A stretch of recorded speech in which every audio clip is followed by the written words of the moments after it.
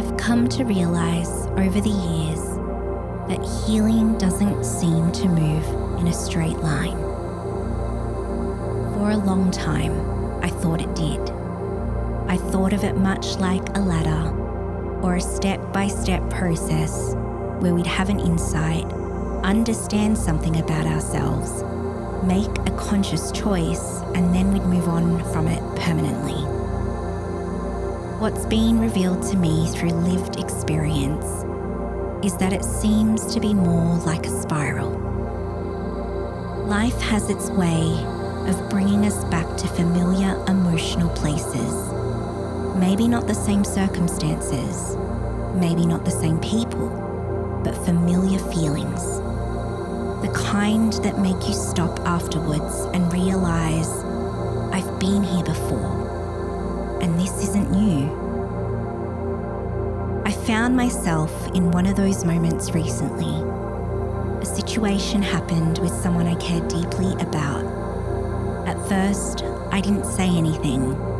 I carried it with me for a few days. Outwardly, life carried on as normal. But internally, there was a constant tug of war.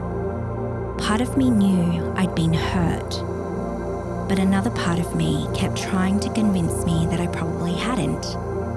I told myself I was overthinking it. Maybe I had misunderstood. Maybe I was expecting too much. Maybe I just needed to work through it on my own before saying anything. I genuinely believed I was doing the right thing. I thought I was being self-aware. I thought I was taking responsibility for my own emotions. But the longer I sat with it, the more I realized I wasn't really making space for my experience. I was trying to make it disappear. I was trying to heal my feelings before I allowed myself to speak about them. I was trying to become easier to receive, easier to understand, easier to be with. And underneath all of that, I recognized something I'd met many times before. Self-abandonment. And not through one big moment, but through a familiar way of relating to myself. As I sat with it over those few days, I realized that it wasn't the situation that was bothering me. It was the familiar feelings and the stories that were tied to old wounds I've lived through from my past, being asked to be met and acknowledged. I've recognized this particular pattern throughout different seasons of my life. Different people, different circumstances, the same pull to move away from myself, to question what I know before I've really listened to it, to explain away my experience before anyone else has the chance to carry something on my own because it feels safer than risking being misunderstood, to make someone else's process more important than my own. I've come to realize that's just one of the ways self-abandonment has shown up in my life. And it's not super obvious, but an automatic response. A few days later, we had a conversation. The hurt hadn't disappeared. I hadn't perfectly worked through it. I hadn't reached some beautifully regulated place where everything felt resolved. What had changed was much simpler. I stopped trying to make my experience go away before allowing it into the conversation. I spoke honestly about how I was feeling. And it wasn't because I needed the other person to agree with me, because our realities were still different. I didn't need them to carry my emotions for me. I simply allowed my experience to have a place in the conversation.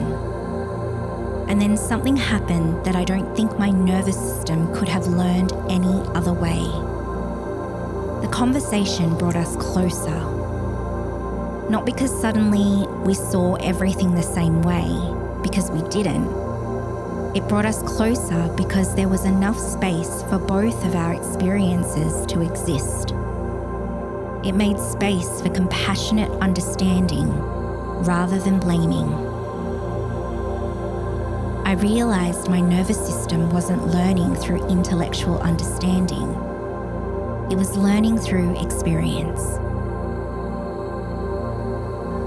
For so many years, subconsciously, a part of me believed that telling the truth about how I felt would cost me connection. This experience offered another possibility, that truth could deepen connection. I know that won't be everyone's experience. It certainly wasn't mine for much of my life. Some relationships haven't had the capacity to hold honesty. I've learnt from those too. But I've also noticed that the more willing I've become to stay connected to myself, the clearer my relationships have become. Some have deepened in ways I never imagined. Some have naturally fallen away. Both have shown me something. They've shown me where there's enough space for me to be fully myself. As I kept sitting with all of this, another realization emerged. The relationship I'm learning to build with other people is the same relationship I'm learning to build with myself. One where I can tell myself the truth. One where I don't immediately explain away what I'm feeling. One where I don't rush to make my experience more acceptable before I've listened to it. I've realized that honesty doesn't only deepen our relationships with other people, it deepens the relationship we have with ourselves. And I wonder if that's why self-abandonment hurts as much as it does. Because every time we leave ourselves, we move a little further away from the relationship we're longing to strengthen. One of the things that's become really clear to me is that the relationship we have with ourselves never stays within us.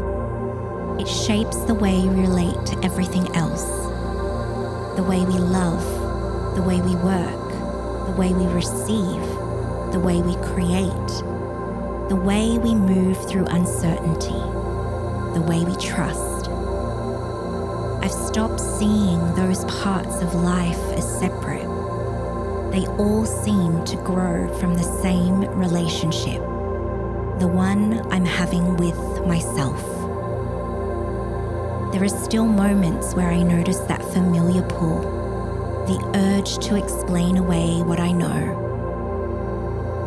to make myself smaller, to smooth everything over before anyone else has to sit with my truth. The difference now is that I recognize it, not every time, but sooner than I used to. And each time I notice it, life seems to offer me the same gentle choice. Will I abandon myself here, or will I stay? I found myself paying much more attention to the ordinary moments, not the obvious ones, the small moments that seem insignificant while they're happening, the moments where I'm about to explain away what I'm feeling, the moments where I tell myself it's probably not a big deal, before I've really listened to whether it is. Those moments have become little invitations, not to judge myself, but to simply notice, to ask myself, am I making space for my experience right now? Or am I trying to make it disappear? What am I protecting in this moment? What would it look like to let my experience have a place here? I don't always have an answer. Sometimes I just let the questions stay with me. And I've noticed that more often than not, they help me recognize the moments where I'm beginning to leave myself, so I can gently choose to stay. If you're listening to this and recognizing yourself in any way of what I've shared, I also want to say something else. Sometimes becoming aware of our own self-abandonment can be incredibly painful. We begin seeing just how long we've been leaving ourselves behind. There can be an immeasurable grief in that. Grief for the moments we didn't believe our own experience. Grief for the times we made ourselves smaller to preserve connection. Grief for the younger parts of us that genuinely believed leaving ourselves was the safest thing to do. If that's where you find yourself, I hope you'll meet that realization with compassion, because those patterns didn't appear out of nowhere. They were intelligent adaptations. They helped us survive in the environments we once found ourselves in. And I think that deserves compassionate understanding before it asks for change. One of the things I've come to trust is that healing doesn't happen because we suddenly stop self-abandoning. It happens because we are recognizing it. Every time we notice ourselves about to leave and we gently choose to stay, something changes. Maybe not dramatically, maybe not all at once, but quietly and subconsciously. Our nervous system begins gathering a different kind of evidence that it's safe to remain connected to ourselves, that our experience is worthy of having a place.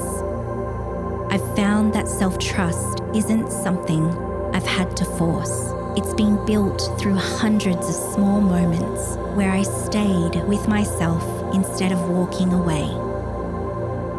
So if life has brought you to one of those familiar places, the ones that ache, the ones that stir up old feelings, the ones that make you wonder if you've gone backwards, I hope you'll remember this. Maybe life isn't showing you where you failed. Maybe it's gently revealing another place where your nervous system is ready to discover something different. Another place where you no longer have to leave yourself. And if all you can do today is notice, then that is enough. If all you can do is pause before explaining yourself away, that's enough.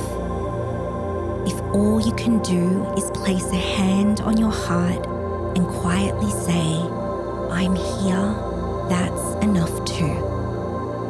Because every conscious moment you remain with yourself is another moment your body begins learning that staying with yourself is safe. That home was never somewhere you had to earn. It was always a relationship you could return to.